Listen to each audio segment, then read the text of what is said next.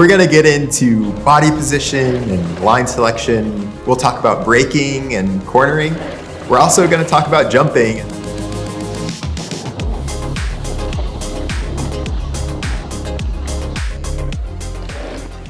So I wanna start from the very basics. I'm gonna ride down this fire road right here and kind of show you one of the things that I see a lot of riders that are beginning, but also all the way through intermediate and advanced is the separation of bike and body. And so why we want to do that is really trying to always get traction where our ground contact is. So if we're trying to turn, you'll lean the bike, but your body is straight up.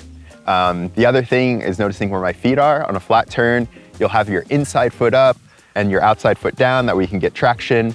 If you are going a little bit faster, can find some more support, you can have those feet level. So this first pass, I'm gonna have my outside foot down. Notice my head stays in the same position. Bike leans, getting traction to the outside, separation with my bike and my body. It's really all about this bike body separation. See, my feet are coming down, head is staying level, hips are kind of pointed to where I wanna go, but the chest stays up. For this pass, I'm gonna have my feet level. Kind of a more modern technique, but on the flats, you can see I can't get as much bike lean. If I do have support, this will be something I'll use a lot. But again, head stays level, looking where I wanna go. All right, so let's take some of the things that we learned from that flat fire road and apply them to trail. This is what you would normally not even think about when you're riding. It's super easy, pretty flat. But this, as a racer or trying to improve, trying to go faster, the easy sections are where you can do that, and the fundamentals really come into play. The thing I'm thinking about here, and the thing I think you can think about when you're riding, is where is the most important piece of this section? And right here, when you frame it like that, you're saying, well, for sure it's that last left-hander because there's a long straight afterward. Here, the amount of speed I take out of this slight left is only gonna carry for a couple of feet, then I gotta brake again. And then after that right, only a couple feet until that left. But the next spot I need to brake is maybe 50 feet past there. Where are the lines that I need to take to maybe open up that last turn, make it a little bit less tight so we can carry a lot of speed through it? And I can actually see where the main line is kind of inside. You can see some braking bumps right there. That's because people have left their braking really late. And if we actually walk past, you can see what kind of line that's gonna give you. People are gonna be on that green grass on the inside, which means they're gonna be super slow coming out of that turn.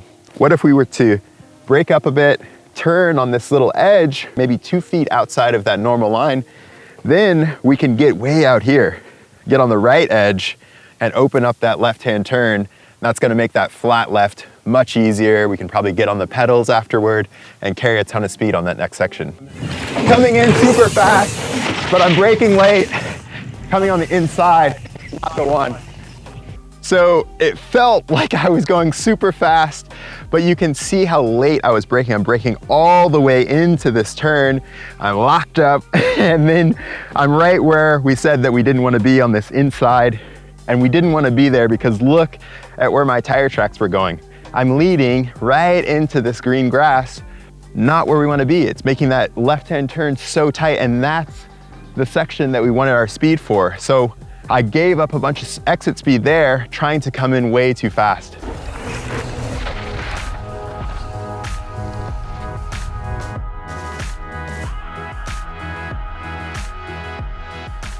Crazy how counterintuitive it is, but look where I start braking. You can see my braking point is back here. Once you get to right here, you can see the lines start to cross. On the time where I did it correctly, I start turning in all the way back here. On the time when I started braking too late, it's pushing me all the way to the right here. Here's the correct line, all the way in the grass, getting a nice support right here. This actually isn't braking at all. I'm actually just locked in, right? Like we talked about on that flat, locked in, bike body separation, making my turn right here, looking to that next left-hander, and look at how different these two lines are. Look at where they cross. All the weight on that incorrect version is going outward where we don't want to be. The correct version makes its turn, and then I have a perfect angle for that next left-hander.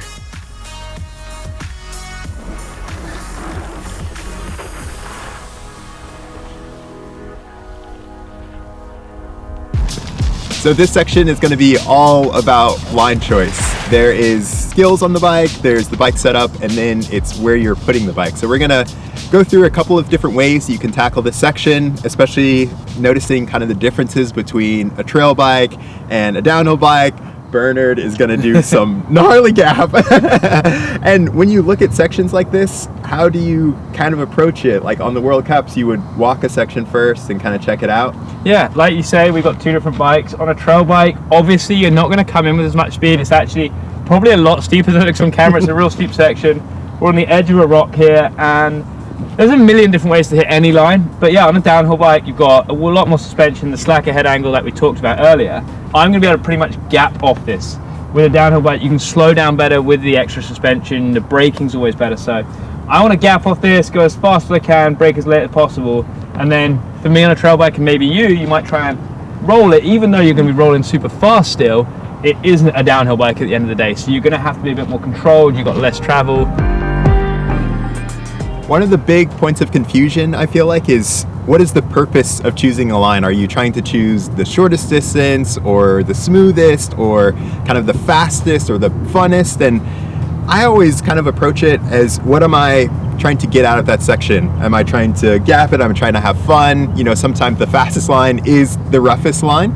And sometimes the fastest line is the longest line. Yeah, it's always super different. I know at World Cups people try and avoid bumps, and they can get confused when they're trying to pick lines and be like, right, I'm just gonna go around all the bumps just to smoothen it out, whatever. You're adding 5 feet of trail, so often, even though it's smoother, just hit the bumps and go through it. But yeah, depending on what your bike is and how capable your setup and everything is, also affects what line you want to be on. But yeah, and I think that is a good kind of thing to think about. Back to the bike setup, is there needs to be some exploration. If you just ride the exact same line, then you're not going to get those extra skills. So on your local trail, one of the things you can do is say like, hey, I've done this corner 1,000 times. Let me try to set up super far inside, even though it might not be the fastest. You can get some practice on like a tighter turn or something like that.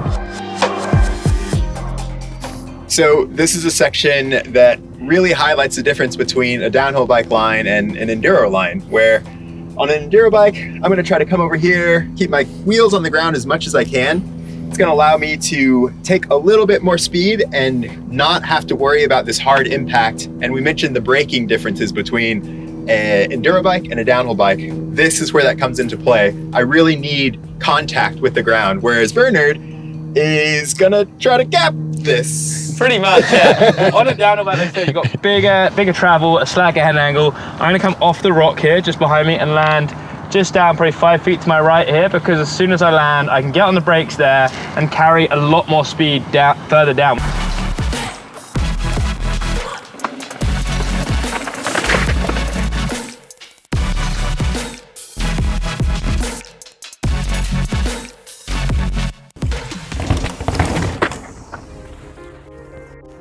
So I found this little piece of trail that shows off the intricacies of line choice right here.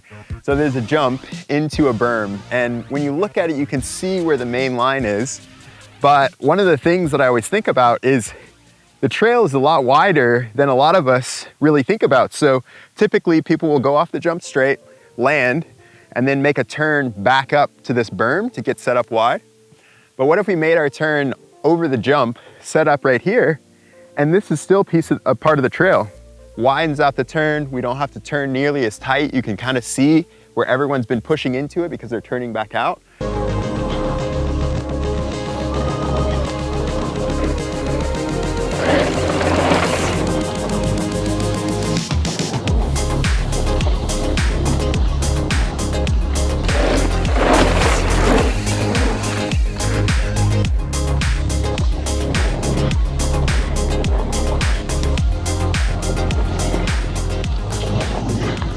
On that first one, I came out here, still felt good, but once I set up a little bit wider, here's that tire track, I was actually able to unweight from right here so my tire track ends, and then I was able to almost use it like a pump track where I got some extra speed.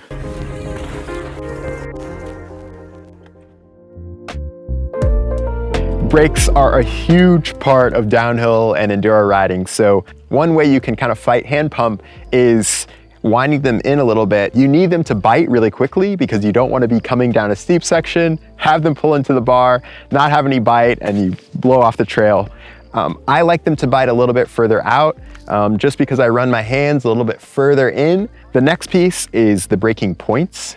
A lot of the time I kind of pick my braking points strategically, so thinking about it like an F1 car almost, right? Getting a braking point, picking a rock if you're racing, or a flag, or some roots to say like, this is where I'm gonna be on the brakes, this is where I'm gonna be off. And as you get faster and faster, it's not about shortening your braking point if this is my turn, not about shortening it from this side, it's really about shortening it from this side, letting off the brakes earlier instead of getting on the brakes later.